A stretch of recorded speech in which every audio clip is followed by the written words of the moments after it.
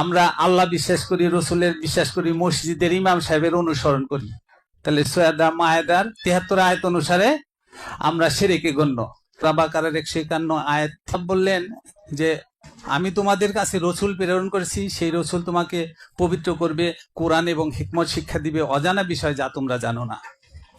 সূরা আল ইমরানের ১৬৪ আয়াতের মধ্যে আল্লাহ বলছেন আমি মুমিনদের মধ্যে থেকে রসুল প্রেরণ করছি, সেই রসুল তোমাদেরকে পবিত্র করবে, কোরআন এবং হিকমত শিক্ষা দিবে, অজানা বিষয় যা তোমরা জানো না।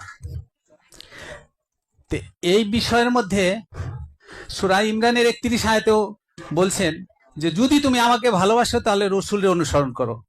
তা আমাদের দ্বীনি ব্যবস্থাপনা দুই দিকে চলে যাচ্ছে, আল্লাহ এবং রসুল কেন্দ্রিক।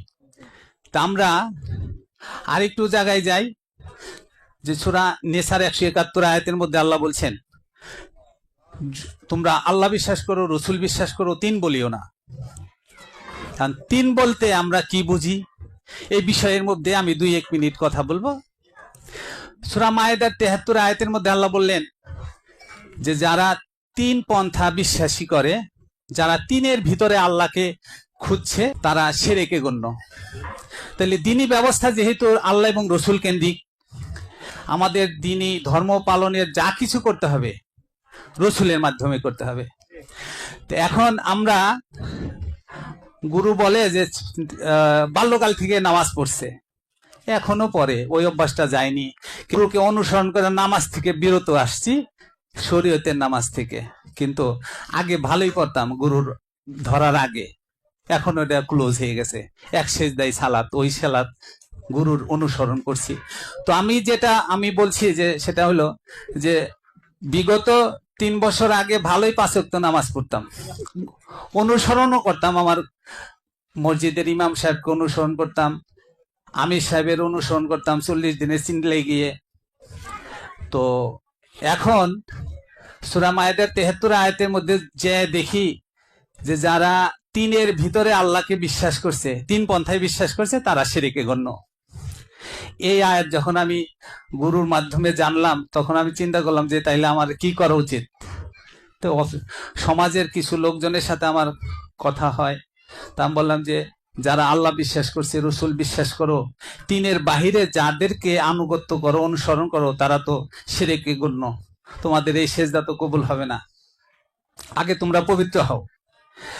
পবিত্র কেমনে হবো? আমি কইছি সূরা ইমরানের ১৬৪ আয়াত এবং সূরা বাকারার ১৫১ আয়াতের মধ্যে আল্লাহ ইঙ্গিত দিয়ে দিছে, ইয়া আইয়ুহাল্লাযিনা আমানু, হে বিশ্বাসীগণ, আগে বিশ্বাসী হও, তারপরে নামাজ পড়ো, রোজা করো, হজ করো, যাকাত করো, কোরবানি যা কিছু আছে, আগে হচ্ছে আমানুদের জন্য। কাফের অবিশ্বাসীদের জন্য কোনো নামাজ, রোজা, হজ, যাকাত ইবাদতই নাই। ইবাদত হচ্ছে বিশ্বাসীদের জন্য। তো বিশ্বাসী হতে গেলে আগে রসুলের অনুসরণ করতে হবে, রসুল, আল্লাহ এবং রসুল। এখন আমরা আল্লাহ বিশ্বাস করি, রসুলের বিশ্বাস করি, মসজিদের ইমাম সাহেবের অনুসরণ করি, তাহলে সূরা মায়েদার ৭৩ আয়াত অনুসারে আমরা শিরকে গণ্য। আল্লাহ বিশ্বাস করছি, রসুল বিশ্বাস করছি, ৪০ দিন আমিরের আনুগত্য করছি, তাহলে আমরা সূরা মায়েদার ৭৩ আয়াত অনুসারে আমরা শিরকে গণ্য। আল্লাহ বিশ্বাস করছি, রসুল বিশ্বাস করছি, ওলামায়ে কেরামপন্থী যারা নিজেদেরকে নাইবে রাসূল হিসেবে দাবি করে, পীরপন্থী, এদেরকে অনুসরণ করছি, তারাও কিন্তু সূরা মায়েদার ৭৩ আয়াত অনুসারে তারাও শিরকে গণ্য। তাহলে দ্বীনি ব্যবস্থাপনা যাই কিছু করি, তাহলে আমাদের একজন রসুলের দরকার। এখন রসুল, গুরু আমাদেরকে বলছেন যে রসুল কারবালার পর থেকে নিজেকে আর রসুল কেউ দাবি করছে না, তাহলে আমাদের প্রয়োজন হচ্ছে একজন রসুল পাওয়া। পৃথিবীতে সবচেয়ে কঠিন এবং দুর্লভ যে রসুল পাওয়া। দুনিয়াতে রাজা, বাদশাহ, কমিশনার, প্রেসিডেন্ট, মন্ত্রী সবকিছুই হতে পারবেন যদি আপনার অর্থ থাকে, সম্পদ থাকে, কিন্তু এই পৃথিবীতে একটা জিনিস পাওয়া সম্ভব হচ্ছে না, প্রকাশ্যে কেউ রসুল দাবি করছে না।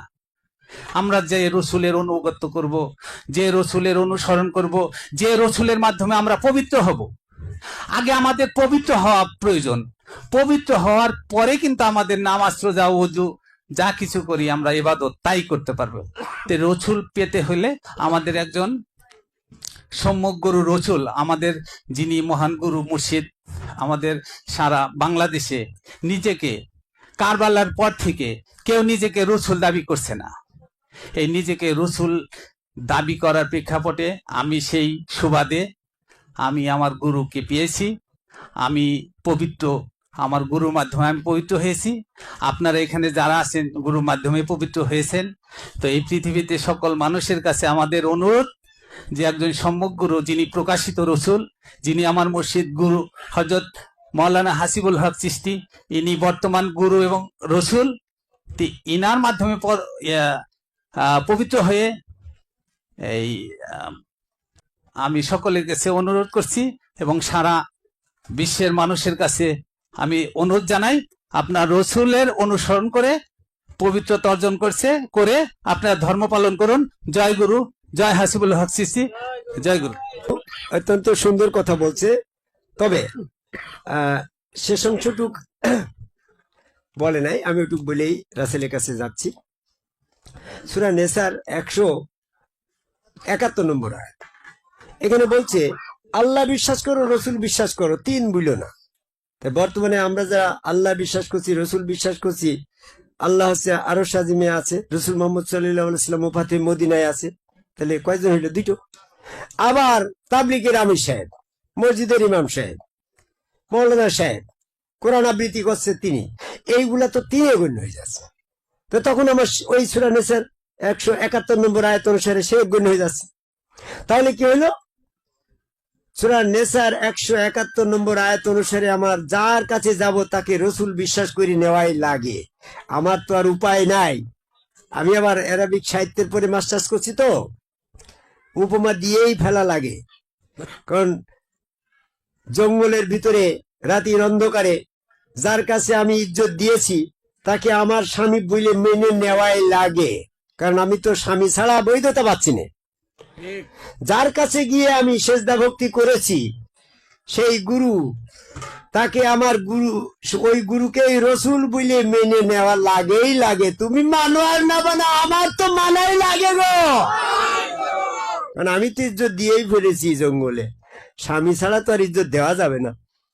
আমি তো আমার গুরুকে সেজদা দিয়েই ফেলেছি, কাজে রসুলের বাইরে তো এখন সেজদা বৈধ নাই। তাহলে আমার গুরু হযরত খাজা নিজামুদ্দিন আহমেদ চিশতিকে আমার রসুল হিসেবে মানাই লাগে। তুমি আমার বিরোধিতা করো আর যাই করো করো, আমার গুরু নিজাম আমার রসুল। জয় গুরু।